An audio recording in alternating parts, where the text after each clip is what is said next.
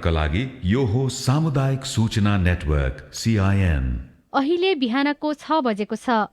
सामुदायिक सूचना नेटवर्क CIN-बाट अब प्रसारण हुँदैछ साझा खबर।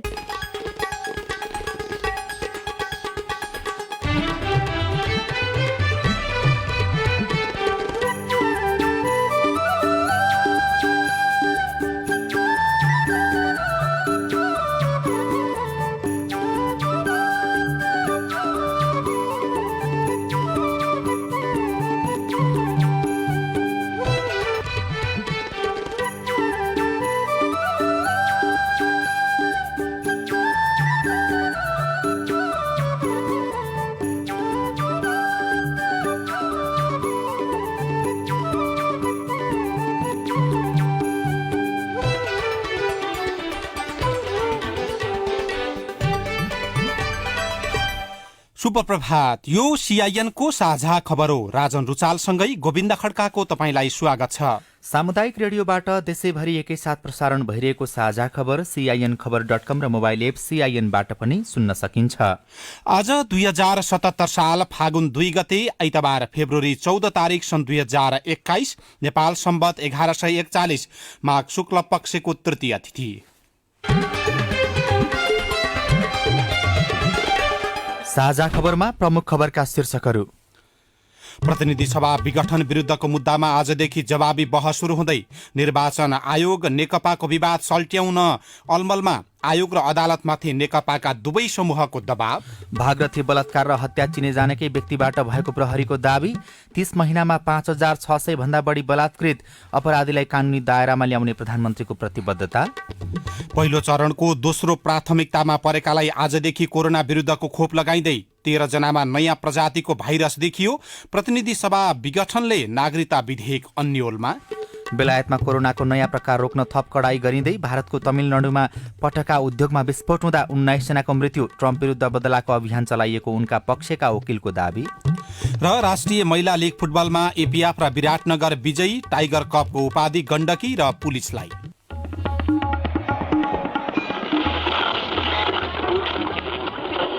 सयौं रेडियो, हजारौं रेडियो कर्मी र करोडौं नेपालीको माझमा यो हो सामुदायिक सूचना नेटवर्क CIN।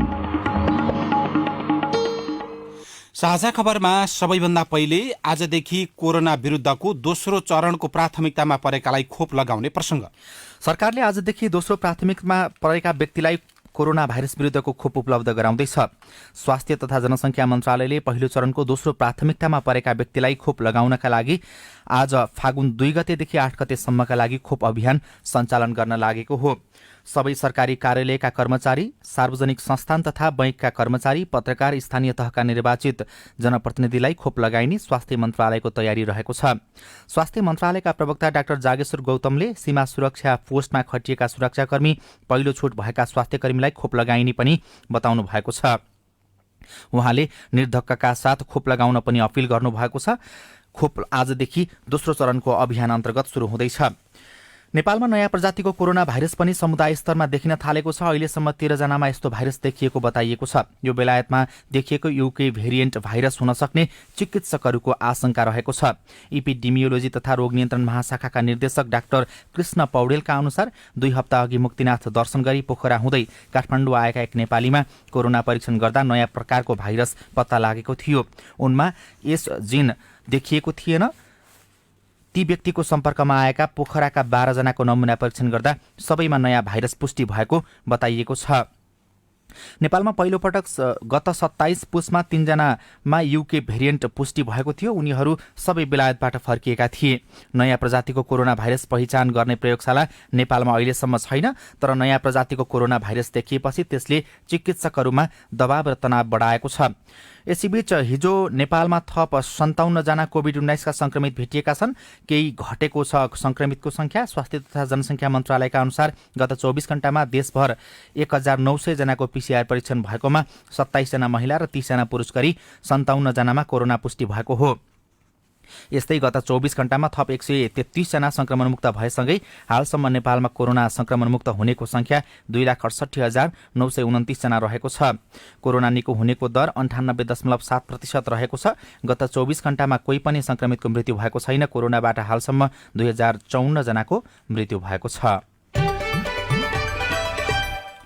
बैतडीको दोगड केदार गाउँपालिका 7 चढे पानीकी 17 वर्षकी किशोरी भगीरथी भट्टको बलात्कार र हत्या चिने जानेकै व्यक्तिबाट भएको निष्कर्ष प्रहरीले निकालेको छ।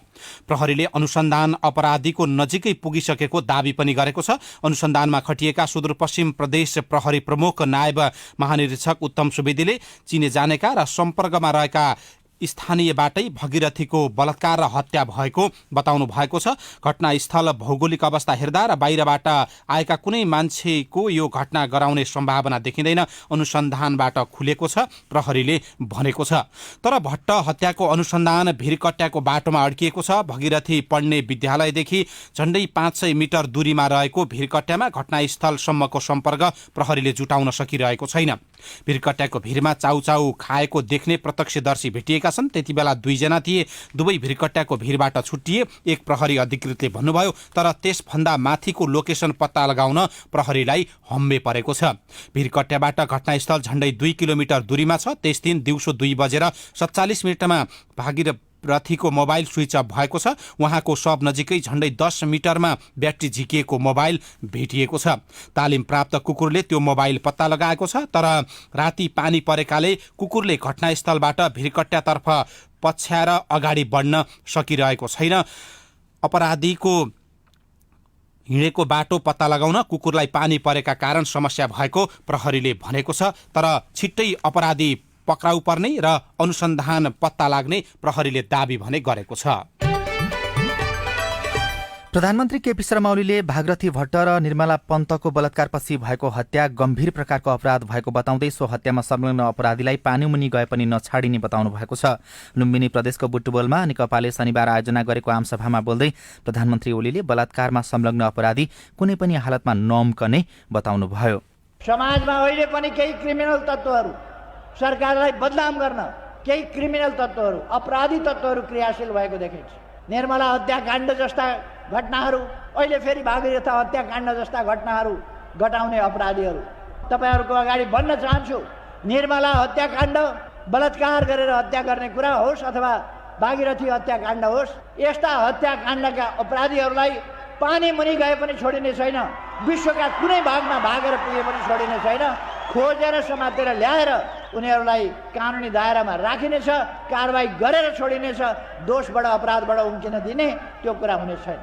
बलात्कारका घटना एकपछि अर्को घटना बढिरहेका छन्। प्रहरी प्रधान कार्यालयका अनुसार विगत 30 महिनामा मात्रै बलात्कारका 5,634 वटा घटना भएका छन्। यस अवधिमा 16 जनाको त बलात्कारपछि हत्या नै भएको प्रहरीले जनाएको छ।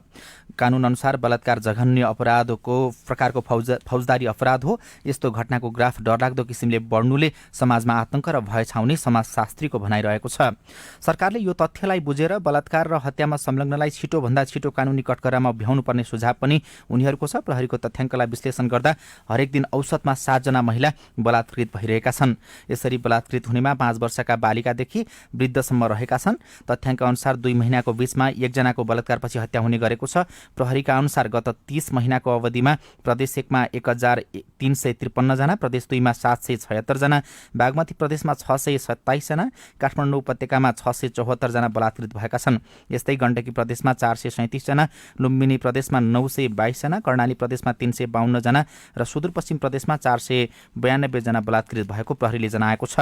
प्रहरीका अनुसार बलात्कारपछि हत्या हुनेमा प्रदेश 1 मा 5, प्रदेश 2 मा 4 जना रहेका छन्, काठमाडौँ उपत्यकामा 2 जना, गण्डकी प्रदेशमा 2 जना र सुदूरपश्चिम प्रदेशमा 3 जना रहेका छन्। अब राजनीतिक प्रसङ्ग। प्रतिनिधि सभा विघटन विरुद्धको रिट उप आजदेखि संवैधानिक इजलासमा जवाबी बहस सुरु हुँदैछ। प्रधान न्यायाधीश चोलेन्द्र शमशेर जबराले जवाबी बहसमा निवेदन पक्षका बढीमा 5 जनालाई बोल्न दिन बिहिबार इजलासमा बताइसक्नु भएको छ। विपक्षी अर्थात् सरकारी पक्षको बहस हिजो बिहिबार सकिएको थियो। उनीहरूका तर्फबाट आएका जिज्ञासा र तर्कको जवाब निवेदक पक्षले दिनेछन्।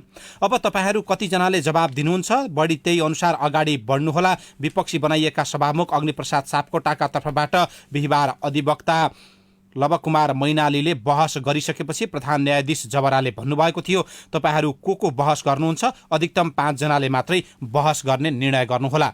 जवाबी बहसका लागि नेकपाका प्रमुख सचेतक देव गुरुङका तर्फबाट वरिष्ठ अधिवक्ताहरू रमण श्रेष्ठ, शम्भु थापा लगायतले तयारी गरिरहनु भएको छ। जवाबी बहस सकिएपछि फेरि सरकारी पक्षलाई केही समय दिइनेछ र त्यसपछि सामूहिक निर्णय गरिनेछ। एमिकिस क्युरीलाई आफ्नो राय राख्न सम्भवतः बढीमा 3 दिन दिन सर्वोच्च अदालत स्रोतले तयारी गरिरहेको बताएको छ। त्यसपछि केही दिन समय लिएर सर्वोच्च अदालतले फैसला दिनेछ। यसरी हेर्दा फागुनको दोस्रो साताभित्र फैसला आउने अनुमान गरिएको छ। नेपाल कम्युनिस्ट पार्टी नेकपाको ओली समूहले शनिबार बुटवलमा शक्ति प्रदर्शन गरेको छ। सिद्धेश्वर उच्च माध्यमिक विद्यालयको प्राङ्गणमा आयोजित सभालाई सम्बोधन गर्दै पार्टी अध्यक्ष एवं पार्टी प्रधानमन्त्री केपी शर्मा ओलीले पुष्पकमल दाहाल प्रचण्डलाई जनसभा कस्तो हुन्छ भनेर हेर्न बुटवल आउन आग्रह गर्नुभयो। सुरुमै उहाँले केही दिनअघि देशभरबाट केही मान्छे जम्मा गरेर आफूलाई ललकार्नेहरूलाई बुटवलको जनसभाले जवाफ दिएको उहाँले बताउनुभयो। उहाँले बुटवलको सभालाई आफ्नो पक्षमा उर्लिएको जनमतको रूपमा व्याख्या समेत गर्नुभयो।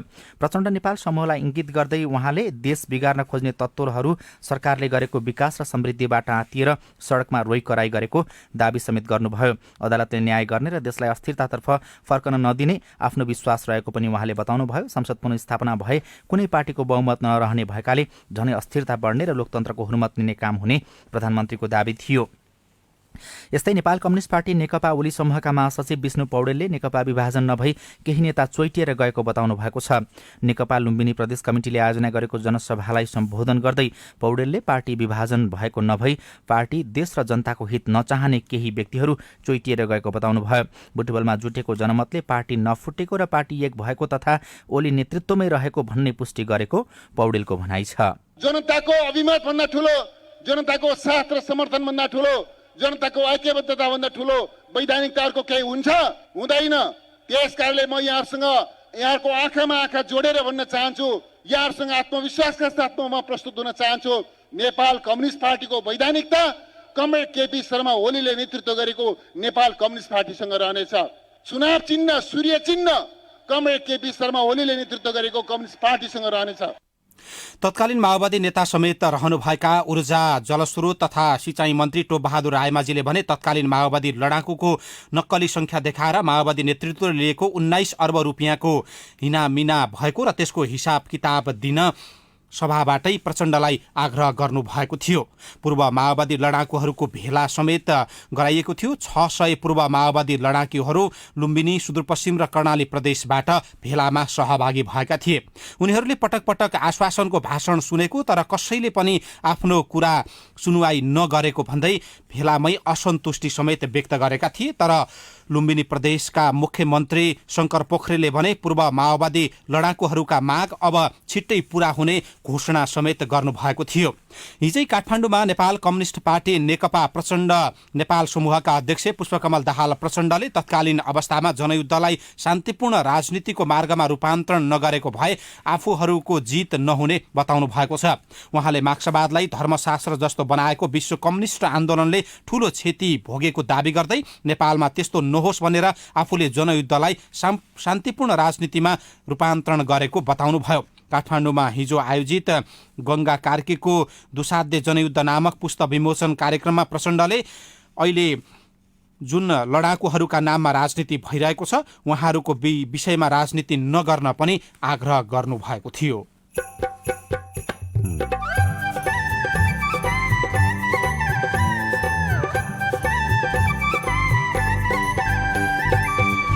सामुदायिक सूचना नेटवर्क सीआईएन मार्फत देशभरि प्रसारण भइरहेको साझा खबरमा विधेयक पारित नहुँदा नागरिकताको विषय अन्यलमा जुन खालको जिम्मेवारी राज्यले लिनुपर्ने हो, नागरिकहरू जो नागरिकता विहीन भएर बसेका व्यक्तिहरूको सन्दर्भमा त्यो नभएको कारणले यो प्राथमिकतामा पर्न सकेन।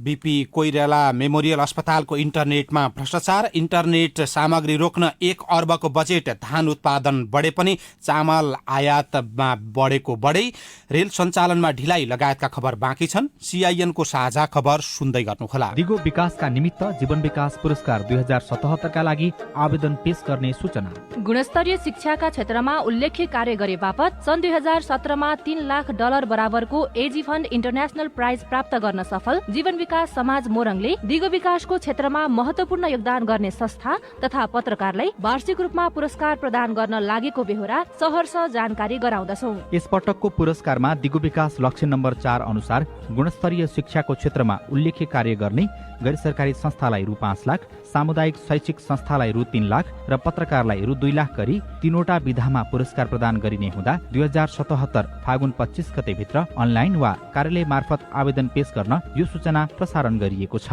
आवेदन फारम जीवन विकास समाजको वेबसाइट prize.jivanvikas.org.np वा कार्यालयबाट प्राप्त गर्न सकिनेछ।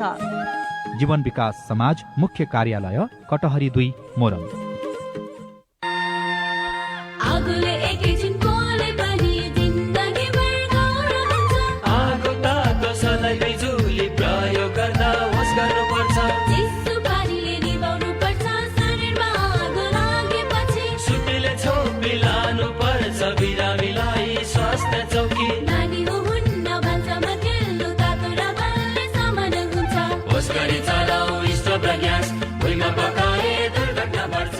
अग्निजन्य दुर्घटना भएमा 01 55 55 689 मा सम्पर्क गर्नुहोस्। बीबीएस नेपाल ललितपुर।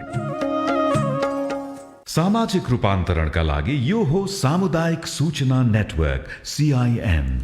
तपाईँ अहिले देशभरिका सामुदायिक रेडियो CINखबर.com र मोबाइल एप CINबाट एकैसाथ साझा खबर सुनिरहनु भएको छ। अब काठमाडौँबाट पत्र पत्रिकाले छापेका खबर। कान्तिपुर दैनिकमा आयोग किन अनिर्णयको बन्दी शीर्षकको खबर लेखिएको छ। प्रश्नवाचक चिन्ह सहितको खबरमा नेकपाको आधिकारिकता विवादमा अनिर्णित हुँदा निर्वाचन आयोगमाथि प्रश्न उठ्न थालेको छ। पुष्पकमल दाहाल प्रचण्ड र माधवकुमार नेपाल पक्षले नेकपाको आधिकारिकतामाथि दावी गर्दै निवेदन दिएको 12 दिनसम्म पनि आयोगले त्यसलाई कानून बमोजिम प्रक्रियामा प्रवेश समेत गराएको छैन।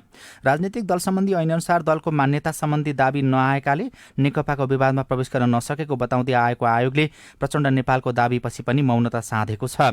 प्रचण्ड नेपाल पक्षले माघ 20 मा केन्द्रीय समितिको बहुमत पक्ष आफूहरूसँग रहेको भन्दै नेकपाको आधिकारिकताको माग दावी गरेर आयोगमा निवेदन दिएको थियो। वैशाख 17 र 27 का लागि घोषित प्रतिनिधि सभा निर्वाचन हुने दिन घट्दै गएका बेला महत्त्वपूर्ण राजनीतिक विषय सल्टाउन देखाएको उदासीनताले संवैधानिक निकाय आयोगको भूमिकाप्रति प्रश्न उठ्न थालेको बताइएको छ। नेकपाको विवादलाई यथास्थितिमा राखेर चुनाव हुन नसक्ने पूर्व प्रमुख निर्वाचन आयुक्त नीलकण्ठ उप्रेतीको टिप्पणी रहेको छ। त्यस्तै म्याच गुज्रेर आएको निवेदन थियो भने दर्ता नगरिकन त्यही बेला दरपीठ गर्नुपर्थ्यो भनेर अयोध्या प्रसाद यादव पूर्व प्रमुख निर्वाचन आयुक्तले पनि टिप्पणी गर्नुभएको छ। अनि कान्तिपुर दैनिकमै अनिश्चित बन्दै महाधिवेशन शीर्षकको खबर छापिएको छ। यो कांग्रेसको खबर हो। कांग्रेस केन्द्रीय कार्य समितिको 2076 पुस 11 गतेको निर्णयअनुसार पार्टी महाधिवेशन एक सातापछि सुरु गर्नुपर्ने हुन्छ। उक्त बैठकले यही फागुन 7 देखि 10 गते महाधिवेशन हुने कार्यतालिका ल्याएको थियो। महाधिवेशनको मिति तोकिए पनि तयारी त्यसअनुसार हुन सकेन। कांग्रेसले महाधिवेशनको अर्को तालिका पनि तोकेको छैन।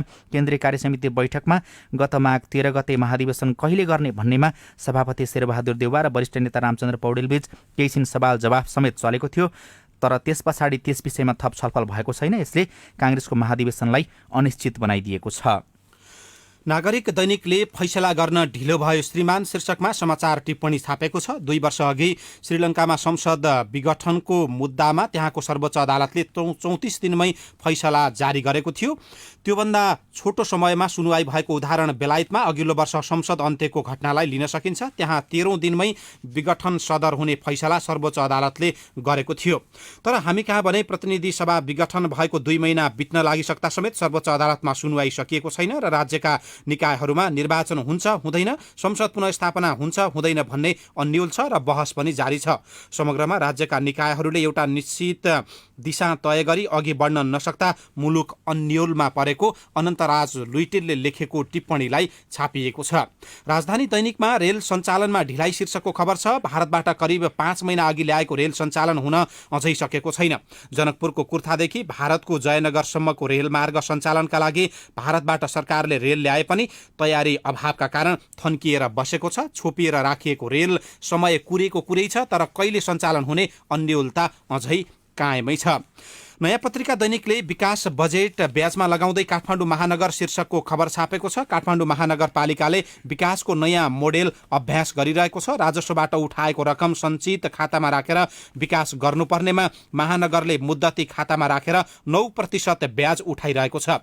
महानगरको विकास खर्च स्थिति दयनीय छ। चालु आर्थिक वर्ष 2077-78 का लागि 16 अर्ब 42 करोड बजेट छुट्याएको महानगरले विकासतर्फ 9 अर्ब 6 करोड 47 लाख विनियोजन गरेको थियो, तर 6 महिनामा 69 करोड 62 लाख मात्रै खर्च गरेको छ। विकासतर्फ कामै गर्न नसके पनि महानगरले आर्थिक स्रोतबाट ब्याज उठाउने रणनीति भने लिएको छ। यही क्रममा नबिल बैंकमा 1 अर्ब रुपियाँ राखिएको छ। त्यसलाई महानगरपालिकाले विकास खर्च र ब्याजको नमिल्दो अभ्यासका रूपमा लिएको विज्ञहरूले टिप्पणी गरेको खबरमा उल्लेख गरिएको छ। कारोबार दैनिकमा उद्योगलाई सिटी भिटीबाटै जनशक्ति शीर्षकको खबर छापिएको छ। स्वदेशी उद्योगले दक्ष जनशक्तिका लागि भारत लगायतका मुलुकका कामदारको भर पर्नुपर्ने अवस्थाको अब अन्त्य हुने भएको छ। मुलुकमा एकातिर ठूलो संख्यामा बेरोजगारी रहेको र अर्कोतिर स्वदेशी उद्योगले दक्ष जनशक्ति विदेशबाट ल्याउनु परिरहेको अवस्थालाई अन्त्य गर्न उद्योगको आवश्यकता हेरी जनशक्ति विकासको कार्यक्रम लागू गरिएको छ। अर्को खबर छ, धान उत्पादन बढे पनि चामल आयात वृद्धि भएको। मुलुकमा यो वर्ष धान उत्पादन बढे पनि चामल आयात समेत बढेको छ। भन्सार विभागको तथ्याङ्क अनुसार चालु आर्थिक वर्षको 6 महिनासम्म 41 अर्ब 77 करोड 47 लाख 28 हजार रुपियाँ बराबरको धान, चामल, मकै, गहुँ लगायतका खाद्यान्न आयात भएको छ, जुन अघिल्लो वर्षको सोही अवधिको तुलनामा 54% बढी हो। तपाईका प्रश्न र जिम्मेवार निकायको जवाबसहितको हेलो सीआईएन अब स्नेहा कर्णबाट। नमस्कार, म रुकुम पश्चिम मुसिकोट नगरपालिका वडा नम्बर 9 देखि केशव बोली बोलिरहेको छु। घरको आर्थिक समस्याले पढ्न छोडेको पनि 7 वर्ष भइसक्यो। घरमा एउटा बुढी आमा र बहिनी मात्रै छन्। घरको समस्याको कारणले म देश विदेश परदेश कतै जान सकेको छैन। खेती किसान गर्न पनि सिँचाइ पानीको समस्या छ। होटल पसल उद्योग कल कारखाना इत्यादिमा कामको लागि धाउँदा काम पनि पाएन। दैनिक ज्वाला मजदुरीमा फर्म त लगाएँ, तर मुख्यमन्त्री स्वरोजगार र प्रधानमन्त्री स्वरोजगारबाट गाउँघरमा बजेट परे पनि मैले काम गर्न नपाउँदा बेरोजगार भई बसेको छु। अब मैले आफ्नै देशमा काम पाउन के गर्नु पर्ला? तपाईको जिज्ञासा हामीले मुसिकोट नगरपालिकाका निमित्त प्रमुख प्रशासकीय अधिकृत नरवीर खड्का समक्ष राखेका छौं। मुख्यमन्त्री रोजगार एउटा भइहाल्यो, त्यसपछि प्रधानमन्त्री रोजगार त त्योमा छनौट भएको, अरू त्योमा छनौट हुन्छ र त्यो जुन बजेट अनुसार एकजनामा उहाँहरूले काम गर्ने हो। त्यसमा नपरेकोलाई पनि हामीले नगर प्रमुख रोजगार कार्यक्रम छ, त्योमा समेट्ने प्रयास गर्छौं। भनेपछि उहाँले नगर प्रमुख स्वरोजगार कार्यक्रममा सहभागी हुनको लागि के गर्नुपर्ने हुन्छ? उहाँले त्यस्तो लामो वर्गीय पूरा गर्नु परेन। हाम्रो नगरपालिकामा आफ्नो जुन वेतन विवरण दिने त्यो भइसक्यो भने हामी नगरपालिकालाई विशेष गरी हामीले उहाँको जुन आय आर्जन के छ, हामीले स्वरोजगारका कार्यक्रमहरू पनि छन्। उहाँले आफैले उत्पादन गर्ने खालको उहाँलाई अब सहुलियत ऋण चाहिने हो, त्यो पनि हामीले सिफारिस गर्छौँ। त्यो त उहाँले आफूले के गर्न सक्नुहुन्छ त्यो खालको सहयोग उहाँहरूको अपेक्षा अनुसार सहयोग नगरपालिकाले पूर्ति गर्न सक्छ। नमस्कार, दयाराम नेपाली, बाँसगढी नगरपालिका 5 बर्दिया। स्वास्थ्य बिमा बोर्डको जो अति विपन्न परिवारको लागि विशेष कार्यक्रम भनिराखेको छ, सूचीकृत गर्न आउने मान्छेलाई सोद्धाखेरि अहिले सरकारले गरेको छैन भनेर भनिरहेको छ। यसको लागि हामीले के गर्नुपर्छ र कहाँ सम्पर्क गर्नुपर्छ? जवाफ दिँदै हुनुहुन्छ स्वास्थ्य बिमा बोर्ड बर्दियाका प्रमुख रूपेश आचार्य। नेपाल सरकारले सहकारी मन्त्रालय अन्तर्गतबाट अति गरिबहरूको लिस्ट हामीलाई पठाएको छ। हाम्रो स्वास्थ्य बिमा बोर्डले त्यसमा क वर्गको अति गरिबहरूलाई स्वास्थ्य बिमा नेपाल सरकारले निशुल्क गरिदिने भनेर निर्णय भएको हो। सो बमोजिम हाम्रो प्रत्येक वडामा रहेका दर्ता सहयोगीहरूले घर घरमा गएर जनचेतना जगाएर उहाँहरूको लिस्ट अनुसार उहाँको घरमा गएर स्वास्थ्य बिमा गरिराख्नु भएको छ र क वर्गकोहरूको लागि चाहिँ लगभग सहभागी गराइसकिएको छ बिमा कार्यक्रममा। घरमा गएर अन्यहरूलाई 50% छुट गराउने भन्ने कुरा आएको छ। त्यो विषयमा अझै माथिबाट निर्णय नभइसकेका भएर हुन पाएको छैन र क वर्गका अति गरिबहरूको लगभग 90% जति चाहिँ बर्दियामा 80 देखि 90% बिमा भइसकेको छ। उहाँले त्यसको लागि नजिकको दर्ता सहयोगीलाई सम्पर्क गरेर उहाँहरूले हामीले अति गरिबको लिस्ट, त्यो लिस्टकोमा रहेको नाम अनुसारले उहाँले बिमा गराइराख्नु भएको छ र गराइदिनुहुन्छ। तपाईँ जुनसुकै बेला हाम्रो टेलिफोन नम्बर 015260 मा फोन गरेर दिइएको निर्देशन अनुसार आफ्नो विचार, गुनासो, प्रश्न तथा प्रतिक्रिया रेकर्ड गर्न सक्नुहुनेछ। अब विदेशका खबर। जापानको पूर्वी तटीय क्षेत्रमा शनिबार गएराती शक्तिशाली भूकम्प गएको छ। जापानी सञ्चार माध्यमका अनुसार उत्तर पूर्वी क्षेत्र फुकुशीमा 7.1 म्याग्निच्युडको भूकम्प गएको थियो। शनिबार राति 11:04 गएको भूकम्पबाट 8,60,000 घरमा विद्युत आपूर्ति बन्द भएको र मानवीय क्षतिका बारेमा यकिन नभएको त्यहाँका सञ्चार माध्यमले लेखेका छन्। जापान बेलायत सरकारले घातक ठानिएको कोरोना भाइरसको नयाँ प्रजाति भित्रिन नदिन थप कडाई गर्ने भएको छ। त्यसका लागि सरकारले यही सोमबारदेखि अनिवार्य होटेल क्वारेन्टाइनको नयाँ नियम लागू गर्न लागेको बीबीसीले लेखेको छ। अमेरिकी पूर्व राष्ट्रपति डोनाल्ड ट्रम्पका वकिलहरूले उहाँ विरुद्ध डेमोक्रेटिक दलले बदलाको अभियान चलाइरहेको आरोप लगाएका छन्। अमेरिकी माथिल्लो सदन सिनेटमा ट्रम्प विरुद्ध चलाइएको महाभियोग सम्बन्धी सुनवाईका क्रममा वकिलहरूले यस्तो बताएका हुन्।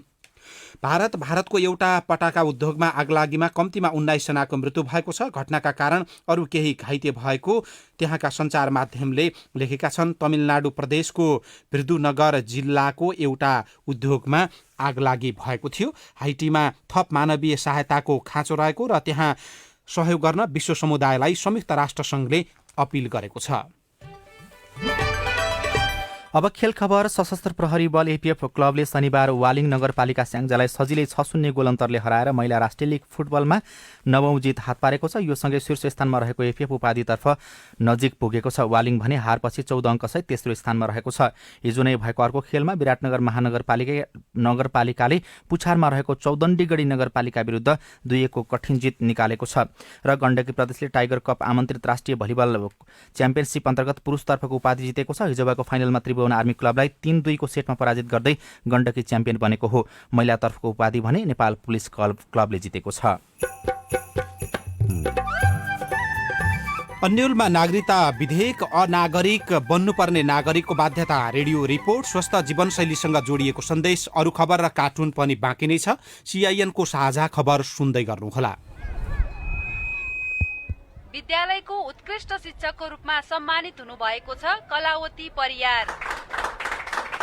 हाम्री छोरीले समाजमा कत्रो इज्जत राखिन् है बुढा। ठुलठुला पाहुना, शिक्षक, विद्यार्थी सबैले कस्तो प्रशंसा गरेका। हो त नि, आखिर छोरी कसको? खुब उ बेलामा छोरीलाई बजारमा राखेर क्याम्पस पढाउँदा गाउँलेले कति कुरा काटे। छोरी पढाएर के हुन्छ भने तपाईले नि साथ दिनु भएन। त्यो त छोरी एक्लै बस्दा उसैलाई केही गाह्रो होला कि भनेर पो त। त्यति दुःख खेपेर छोरीलाई पढाकी थिइन भने आज हाम्रो शिर यसरी उच्च हुन्थ्यो। छोरीलाई पढ्न दिउँ, अघि बढ्न दिउँ। कोइकाको सहयोगमा युनेस्को, युएनएफपीए, युएन वुमन र सीआईएन।